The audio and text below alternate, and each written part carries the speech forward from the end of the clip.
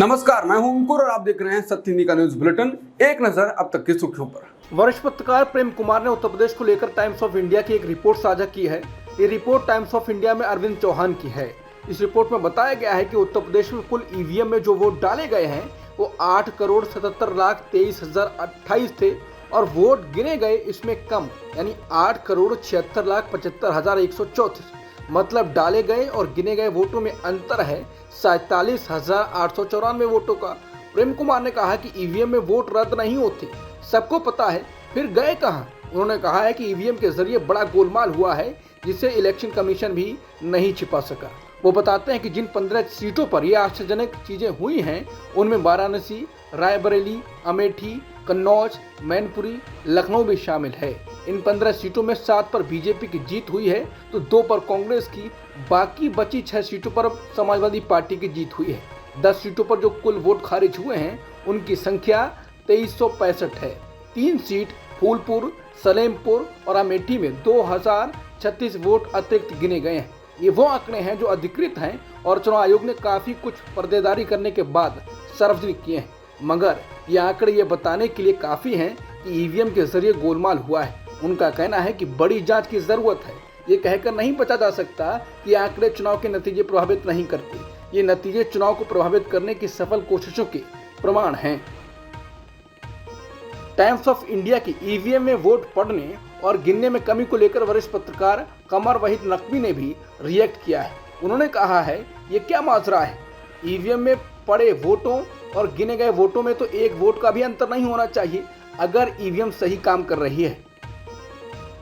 केंद्रीय मंत्री और अभिनेता से नेता बने सुरेश गोपी ने सोमवार को उन मीडिया रिपोर्टों को खारिज कर दिया है जिनमें दावा किया गया था कि वो नरेंद्र मोदी के नेतृत्व वाली सरकार से अलग होना चाहते हैं। सुरेश गोपी ने फेसबुक पर एक पोस्ट में कहा है कि मोदी सरकार के मंत्रिमंडल में शामिल होना और केरल के लोगों का प्रतिनिधित्व करना उनके लिए गर्व की बात है। रविवार रात मीडिया के सामने की गई एक टिप्पणी के बाद सुरेश गोपी ने सोशल मीडिया पर अपना स्पष्टीकरण दिया है। समाचार एजेंसी पीटीआई की रिपोर्ट के अनुसार मीडिया रिपोर्टों में सुरेश गोपी के हवाले से ये कहा गया कि उन्हें जल्द ही जिम्मेदारियों से मुक्त किए जाने की उम्मीद है क्योंकि वो और अधिक फिल्में करना चाहते हैं। इसके बाद नई सरकार में उनकी भूमिका को लेकर चर्चाएं जोर पकड़ने लगी। कांग्रेस संसदीय दल की अध्यक्ष सोनिया गांधी ने सोमवार को बांग्लादेश के प्रधानमंत्री शेख हसीना के साथ नई दिल्ली में मुलाकात की। इस मुलाकात में उनके साथ राहुल गांधी और कांग्रेस महासचिव प्रियंका गांधी भी मौजूद थी। इस मुलाकात की जानकारी कांग्रेस पर एक पोस्ट के जरिए थी। इस दौरान बांग्लादेश की प्रधानमंत्री सोनिया गांधी से गले लगकर मिली। इसके साथ ही उन्होंने राहुल गांधी और प्रियंका गांधी को भी गले लगाया। सिक्किम क्रांतिकारी मोर्चा के अध्यक्ष प्रेम सिंह तमांग ने राज्य के मुख्यमंत्री के रूप में शपथ ले ली है। ये लगातार दूसरी बार है जब तमांग सिक्किम के मुख्यमंत्री बने हैं। अमित मालवीय भाजपा का आईटी सेल चलाते हैं। उनके ऊपर आरएसएस के मेंबर शांतनु सिन्हा ने यौन शोषण का आरोप लगाया है, जिनमें अमित मालवीय द्वारा दफ्तर में महिलाओं का यौन शोषण, उन्हें होटल में बुलाकर उनका यौन शोषण के आरोप शामिल हैं। इस संबंध में न्यूज एजेंसी एनआई की खबर इस तरह शुरू होती है। बीजेपी के सोशल मीडिया प्रभारी अमित मालवीय की कानूनी टीम ने 8 जून को आरएसएस सदस्य शांतनु सिन्हा को कानूनी नोटिस भेजा है। पत्र में लिखा है, आरोपों की प्रकृति बेहद आक्रामक है क्योंकि उनमें मेरे मुवक्किल द्वारा कथित तौर पर किए गए यौन दुराचार का झूठा आरोप लगाया गया है। ये मेरे मुवक्किल की गरिमा और प्रतिष्ठा के लिए घातक रूप से हानिकारक है, जो अपने प्रोफेशनल प्रोफाइल के आधार पर एक सार्वजनिक व्यक्ति हैं। कांग्रेस नेता सुप्रिया सुले ने कहा है कि एनडीए गठबंधन की सरकार और नरेंद्र मोदी को प्रधानमंत्री बने 24 घंटे भी नहीं हुए कि बीजेपी के लोगों के काले कारनामे एक बार फिर शर्म से सिर झुका रहे हैं। संघ परिवार के नेता शांतनु सिन्हा ने बीजेपी आईटी सेल के सरगना अमित मालवीय पर यौन शोषण का आरोप लगाया है। शांतनु सिन्हा का कहना है कि अमित मालवीय बंगाल के 5 स्टार होटलों में और बीजेपी दफ्तरों में महिलाओं का यौन शोषण करता है।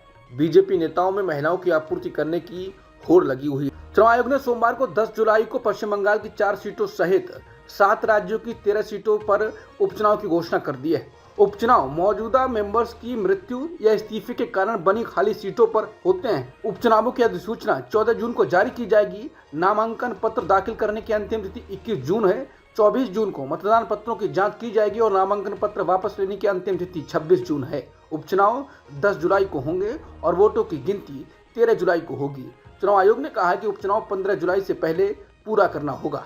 मणिपुर में फिर से हिंसा की खबर आ रही है। संदिग्ध कुकी उग्रवादियों ने सोमवार को जिरीबाम जा रहे पुलिस काफिले पर घात लगाकर हमला किया। इसमें एक पुलिसकर्मी घायल हो गया। यह घटना मणिपुर के मुख्यमंत्री एन बीरेन सिंह के जिले के दौरे से ठीक पहले हुई है। जिरीबाम में पिछले हफ्ते से तनाव बढ़ रहा है। हालांकि मणिपुर पिछले एक साल से हिंसा से प्रभावित रहा है, लेकिन जिरीबाम अब तक कमोबेश शांतिपूर्ण रहा था।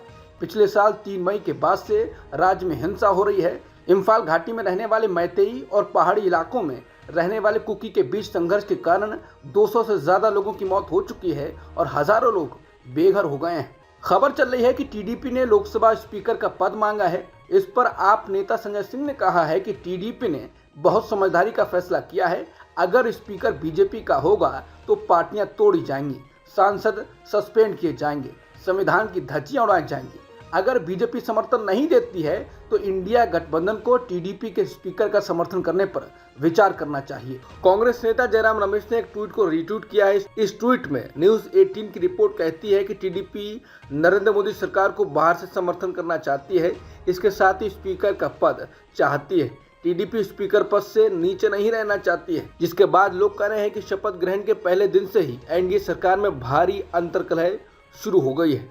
भाजपा और अजित पवार गुट वाली एनसीपी के बीच खिंचाव शुरू हो गया है। इस गुट को उम्मीद थी कि रविवार को मोदी मंत्रिमंडल में उनके सीनियर नेता प्रफुल्ल पटेल को कैबिनेट मंत्री बनाया जाएगा, लेकिन मोदी के दफ्तर से कहा गया कि राज्य मंत्री का स्वतंत्र प्रभार मिल सकता है।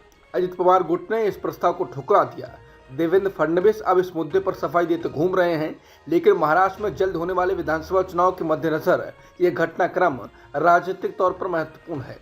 फडणवीस ने कहा कि जब गठबंधन के साथ सरकार बनती है तो कुछ नियम तय किए जाते हैं, कई पक्ष होते हैं। एक पार्टी की वजह से नियमों को बदला नहीं जा सकता, लेकिन भविष्य में जब भी विस्तार होगा तो उन्हें एडजस्ट किया जाएगा। कांग्रेस नेता और कर्नाटक के डिप्टी सीएम डीके शिवकुमार और टीडीपी प्रमुख चंद्रबाबू नायडू का वीडियो काफी वायरल किया जा रहा है।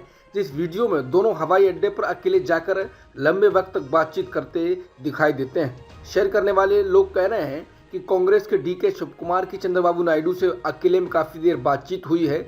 अब देखना है कि एनडीए सरकार कितने दिनों की मेहमान है। कुछ लोग कह रहे हैं कि खेल तो अब शुरू हुआ है। हालांकि इस वीडियो का 2024 के लोकसभा चुनावों से कोई संबंध नहीं है। ये अक्टूबर 2023 की बात है, जब 2024 के आंध्र प्रदेश विधानसभा चुनावों से पहले शिव कुमार ने बेंगलुरु हवाई अड्डे पर नायडू से मुलाकात की थी। पीएम मोदी के नए मंत्रिमंडल में 21 सवर्ण, 27 ओबीसी, 10 एससी, 5 एसटी, 5 अल्पसंख्यक मंत्री शामिल हैं। इसमें 18 वरिष्ठ मंत्री भी शामिल हैं, लेकिन कैबिनेट में एक भी मुस्लिम मंत्री शामिल नहीं है। इसके बाद ये मुद्दा चर्चा का विषय बन गया है। लोगों का कहना है कि इतनी बड़ी कैबिनेट में एक भी मुस्लिम मंत्री को जगह ना देना क्या दिखाता है। पीएम पद की शपथ लेने के अगले दिन ही प्रधानमंत्री मोदी ने कार्यभार संभाल लिया। आज उन्होंने कुर्सी संभालते ही सबसे पहले किसानों के हित में काम करना शुरू कर दिया। मोदी ने सबसे पहले प्रधानमंत्री किसान निधि से जुड़ी फाइल पर साइन किया। तीसरी बार प्रधानमंत्री के रूप में शपथ लेने के बाद प्रधानमंत्री मोदी ने पीएम किसान निधि की 17वीं किस्त जारी करने की अपनी पहली फाइल पर हस्ताक्षर किए। कांग्रेस नेता पवन खेड़ा ने कहा है कि एक तरफ एनडीए सरकार का शपथ ग्रहण कार्यक्रम चल रहा था, दूसरी ओर कश्मीर में तीर्थयात्रियों पर आतंकी हमला हो रहा था, तीसरी तरफ भारत पाक के बीच क्रिकेट मैच चल रहा था। हम पूछना चाहते हैं, क्या क्रिकेट व आतंकवाद एक साथ चल सकते हैं? क्या शांति लफाजी से आती है? पवन खेड़ा ने कहा है कि हमें रौब से कहा जाता है कि कश्मीर में शांति आ गई है। हम पूछना चाहते हैं कि क्या शांति सिर्फ राजनीतिक लफाजी से आती है? दिहाड़ी मजदूरों के लिए शांति नहीं है, कश्मीरी पंडितों के लिए शांति नहीं है, स्थानीय नागरिकों के लिए शांति नहीं है, पर्यटकों के लिए शांति नहीं है, तीर्थ यात्रियों के लिए शांति नहीं है, सुरक्षा बलों के लिए शांति नहीं है। क्या शांति लफाजी से आती है? जम्मू कश्मीर के उपराज्यपाल मनोज सिन्हा ने रियासी में मारे गए लोगों के परिजनों को 10 लाख रुपए का मुआवजा देने का ऐलान किया है। सोशल मीडिया पर मनोज सिन्हा ने बताया कि इस हादसे में जो लोग घायल हुए हैं उन्हें 50,000 रुपए का मुआवजा दिया जाएगा। घायलों का जम्मू के अलग अलग अस्पतालों में इलाज चल रहा है। इसके अलावा मनोज सिन्हा ने बताया कि जिला प्रशासन ने एक कंट्रोल रूम स्थापित किया है ताकि जरूरतमंदों को जरूरी सहायता दी जा सके। जेपी नड्डा की केंद्रीय मंत्री बनने के बाद भाजपा यानी मोदी शाह को नई पार्टी अध्यक्ष की तलाश है। भाजपा संगठन से इस पद के लिए 2 नामों की अटकलें लगाई जा रही हैं, महासचिव विनोद तावड़े और सुनील बंसल। विनोद तावड़े महाराष्ट्र से हैं और राष्ट्रीय राजनीति में कदम रखने से पहले राज्य सरकार में मंत्री थे। वर्तमान में वो बिहार के प्रभारी महासचिव हैं और लोकसभा अभियान के दौरान कई प्रमुख जिम्मेदारियां संभाली हैं। हालांकि उन्हें आरएसएस से भाजपा में लाया गया था, लेकिन अब वो पूरी तरह पार्टी के लिए समर्पित हो गए हैं। सुनील बंसल एक अन्य नेता हैं जो राज्य महासचिव संगठन के रूप में पार्टी के लिए उत्तर प्रदेश का नेतृत्व करने के बाद प्रमुखता से उभरे हैं।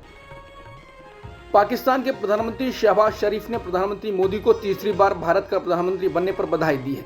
उन्होंने एक्स पर बधाई देते हुए लिखा, नरेंद्र मोदी को भारत के प्रधानमंत्री के रूप में शपथ लेने के लिए बधाई।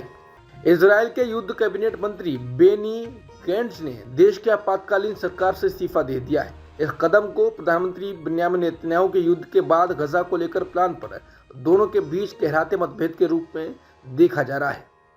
अब तक की सुर्खियों में इतना ही। बाकी खबरों के लिए बने रहिए सत्यहिंदी.com के साथ।